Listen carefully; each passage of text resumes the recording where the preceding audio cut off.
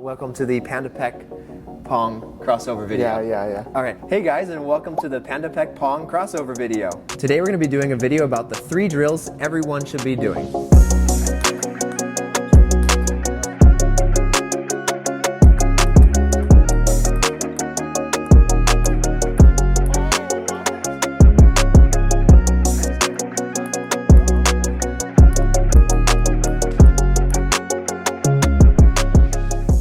So the first drill we're going to be working on is blocking the whole table random. So one player is going to be looping the whole time, and they're going to be looping random the whole table. And the blocker's job is to block to the same spot for the looper, and their job is to try and make good adjustments and block every ball. So Seth, why do you think it's important for a looper to improve his blocking on the whole table?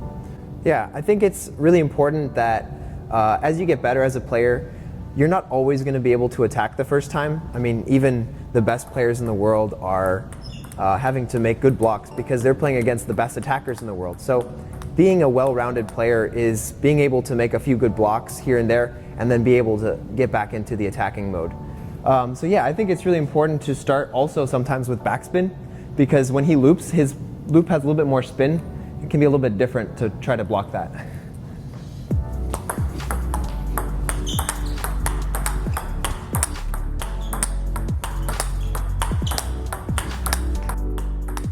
So what are some tips you have to let me do this drill better?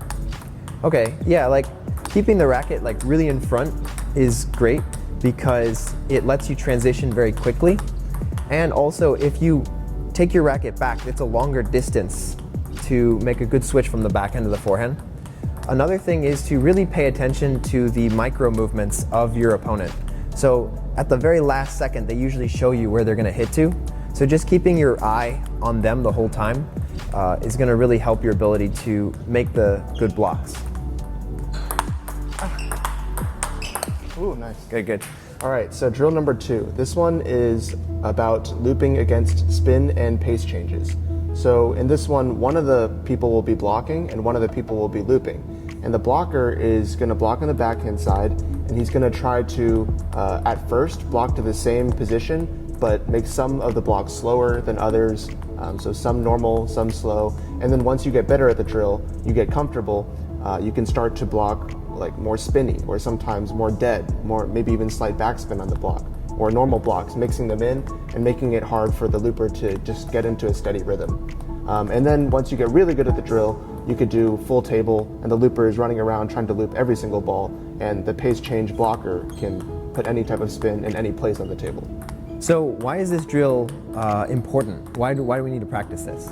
Yeah, so personally, when I first started playing, I thought you just have to make the correct stroke and the ball will automatically go in. It's like, oh, if I do my forehand like this, the ball will somehow magically appear on the other side of the table. But that is not the case in table tennis, and the way that we actually make the ball on the table is we adjust for every different type of height, speed, depth, and those micro adjustments are really important, which you mentioned earlier. But if you just do the same stroke over and over, it's not going to be consistent. So looping against different types of balls is what makes you a more complete player. So what are some good tips to help me perform better at this drill? Yeah, so the number one most important thing is not to backswing too early. So a lot of beginners, including when I first started, I would just try to do the picture perfect stroke, like I said earlier, and just let the ball go in. So I would backswing when the ball was not appropriate for this type of backswing, and getting caught off guard if the ball's a little bit too fast. So the major variations in blocking are the fast, the slow, the spinny, and the dead blocks.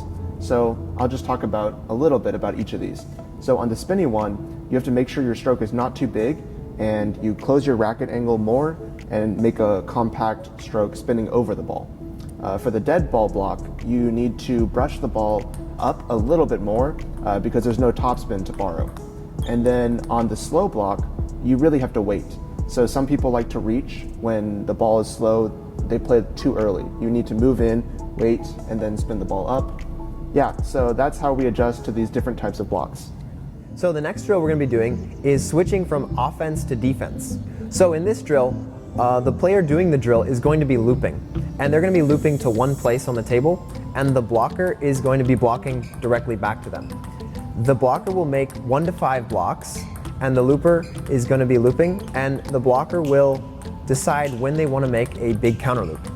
And when they make this big counter loop, they can counter loop anywhere on the table. And the person doing the drill, their job is to really make a good block directly back to the person who made the big counter loop. And then the point will reset, and the person doing the drill will be looping again, and the blocker will be blocking again 1 to 5 balls. And the looper will be waiting to see when that person is going to make another big counter loop. So Seth, why do we do this kind of drill? So a lot of times in matches, we're going to be switching from offense to defense. Like, you make a good loop, and your opponent anticipates it very well, and they're able to really make a strong counter loop. So now you went from playing offensive, and you need to be directly playing defensive. And your goal is probably, as an offensive player, to make a good block, and then be able to then turn it on again and get another good loop going.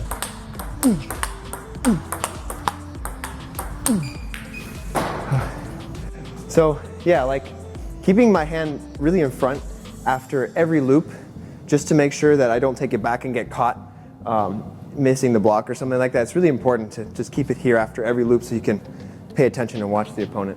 So what are some tips you've got to succeed in this drill?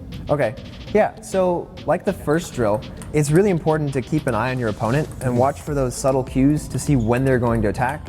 Yeah, just keeping your racket really in front and making sure you catch the ball in front and make a good block. That's what's going to help in this drill.